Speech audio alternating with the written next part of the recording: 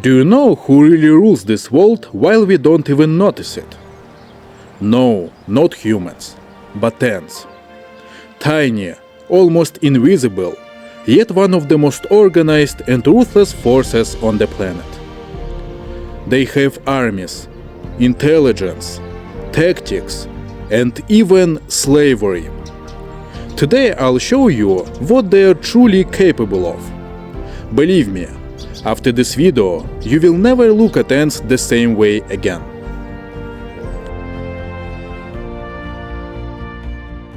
Ants live almost all over the world.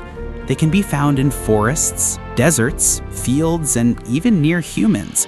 But there are places where they barely survive, the coldest regions of the planet, where the ground stays frozen for most of the year, such as the Arctic and Antarctica. These are not just insects, they are entire civilizations with a strict hierarchy. Workers, soldiers, and one queen, the central figure for whom the entire colony exists. Everyone knows their role, and any mistake can cost a life. But the most interesting part begins when ants go hunting. Sometimes their target is prey many times larger than themselves. For example, a spider or a large cricket. Ants latch onto the prey from all sides, grabbing its legs and antennae, literally binding it with their bodies. Even if the victim breaks free and falls, they do not retreat. Within seconds, dozens more workers arrive, and it all starts again. Slowly but surely, the prey is lifted upward. This is not chaos, it is a perfectly coordinated system. Ants rarely act randomly. They navigate using pheromones, leaving chemical trails behind them. The more ants follow the same route, the stronger the signal becomes. And very quickly, an entire column forms leading to the food source. Sometimes these columns look like living highways. But not all encounters end in victory for ants. A trap may be waiting for them in the sand. An antlion larva digs a funnel and hides at the bottom. Once an ant falls in, escape becomes almost impossible. The sand collapses, pulling it down, and at the right moment, the predator grabs its prey and drags it underground. Although sometimes ants still manage to escape.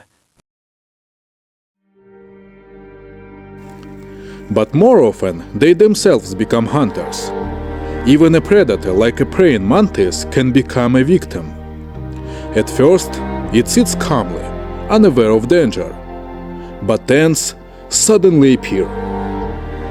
They cling to its legs and start biting. At first, there are only a few, but then more and more arrive. Soon, the mantis can no longer move. The same fate can await a gecko. At first, it is attacked by a few ants, as if they are testing the enemy's strength. Then, the entire colony arrives. They cover it from all sides and completely immobilize it. After that, there is only one thing left: to carry the prey away. Ants do not always obtain food themselves. Sometimes they simply steal it from others.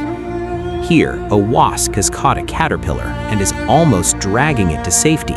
But ants quickly find an easy target. They begin attacking, forcing the wasp to defend itself. With every second, the pressure increases, and at some point, it can no longer hold on to its prey. Most likely, the caterpillar ends up with the ants. Interestingly, even a single ant can attack an opponent many times larger, but alone, it has almost no chance. In a group, however, everything changes. Ants grab the wasp's legs, preventing it from flying away. They stay out of reach of the dangerous jaws, acting with precision, and the more of them arrive, the faster the outcome becomes inevitable.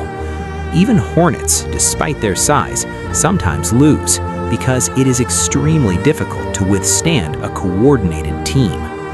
By the way, ants have another brutal trait. If a worker returns several times without bringing food, it may itself be used as food. It sounds cruel, but this is how discipline is maintained in the colony, and perhaps that is exactly why they never give up. For example, When an ant grabs prey, it will hold on until the very end. Even if the prey escapes, it immediately resumes the chase. And if more ants join in, the outcome is already decided. Here is an example. A centipede is first attacked by only a few ants. They bite it, slow it down, and prevent it from escaping. Gradually, others join in, and soon the prey is completely surrounded. There is almost no chance of survival. But ants are not only capable of attacking, they can also take over entire colonies. Some species practice true slavery. They attack other anthills and steal larvae. For example, Amazon ants. Their strategy is one of the most cunning in nature. The queen can pretend to be dead, so she is carried inside a foreign colony. Once inside, she kills the real queen and takes her place. Through pheromones, the worker ants accept her as their own and begin to work for her. Thus, a colony of slaves is formed, and without them, such ants cannot survive. But even these rulers have enemies. For example, the assassin bug. It attacks an ant, injects a substance that dissolves tissues, and sucks it out. Then, it uses the victim's body as protection. It attaches dead ants to its back. Sometimes there can be up to 20. Spiders perceive it as a group of ants and do not attack, and it really works. And if it becomes dangerous, it simply sheds this armor and escapes. And finally, one more fact. Some ants are willing to sacrifice themselves for the colony. They may release sticky substances or even die to stop an enemy. Yes, a single ant is nothing, but together they become a force that must be reckoned with. That's what they are, the true rulers of the insect world. What do you think? Is there anything that can match ants in strength and organization? Write your opinion in the comments, and don't forget to like and subscribe to the channel.